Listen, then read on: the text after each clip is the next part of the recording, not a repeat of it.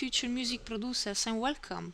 I'm showing you in this video how to make beats with Fruity Loops Studio 11 by ImageLine. In case you find mistakes in pronunciation, please leave feedbacks in comments.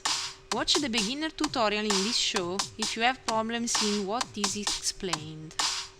First of all, as you know, in any music project with FL, you firstly have to define each pattern you are going to use in your final project, which is represented by the structure shown in the playlist window. Keep in mind that all the patterns may have different beats per bars, but all of them do have the same channels indeed. This means that if you add a new channel to a pattern, this will be added in a new row in all the patterns in your project, and this is pretty comfortable while making beats. With beats, it's intended a sequence of kicks, snares, hi-hats or cymbals and so on, that create a rhythmic background in any kind of music genre.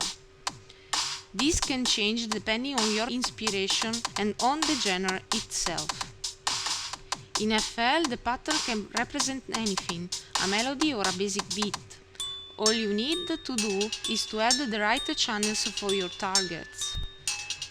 If you want to create a basic beat, then add kicks, snares, claps or hi-hats on your opened pattern. You can drag them on it if you already have them on your own, otherwise just go in the browser window and go in the section drums inside packs. These are the samples you are going to use while creating your beat. Click on a sample to hear it, and if you like it, just click and drag it onto your opened pattern. It is important that beats are put separately in a pattern, so make sure that any melody or bass line put active are in other patterns and not together with the beats. Create a pattern aside for each basic beat you are going to create. If you want to change rhythm in your song in the future, put beat backgrounds in different patterns. This will let you manage the change of the rhythm in the playlist much easier, since changing the beat pattern will mean changing the beat itself. How about creating these beats? They are simply ruled like any other channels. Put the pattern in play mode and create your basic beat by turning on and off the rectangles you have. Since the pattern will go on being played, you can write here how the beat in progress is sounding, so you can change it until you find the right one. When making the beat patterns, put them in your playlist. Use the brush mode to spread fast the beats in the background throughout your work. Whenever you want to change the beat, just spread the other beat patterns you created. That's it! However, you can edit well your beats more deeply than simply turning on and off the beat channels. These editings can be applied on any kind of channels too. Let's see how. In the top right corner of the step sequencer, you find the swing bar.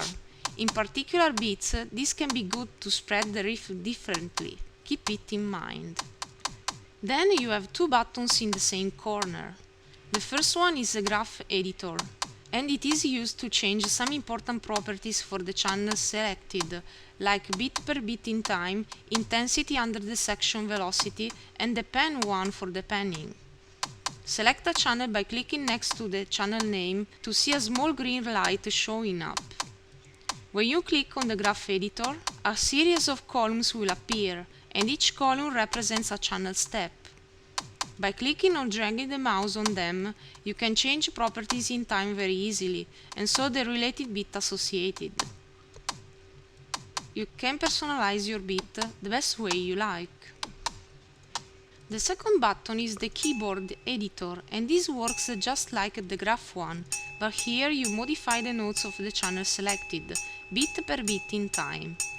So there you can change the note and the tone of your beat selected. Graph and keyboard editors can be applied on more channels. Just select them all together. Hold the shift down and select the channels you want to edit.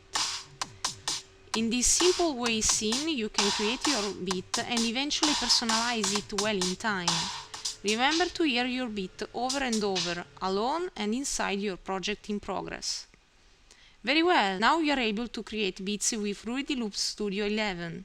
If you want to go pro with this software, check the other videos in this show. Thanks for watching.